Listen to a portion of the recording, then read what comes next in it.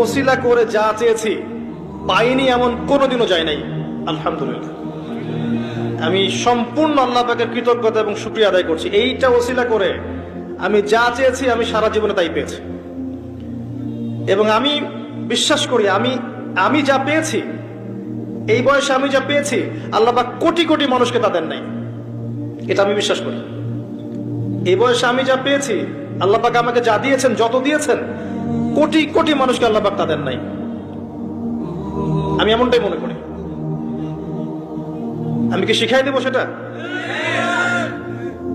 আপনি আল্লাহ পাকের তাওহীদের ওসিলা দিয়ে দোয়া করেন।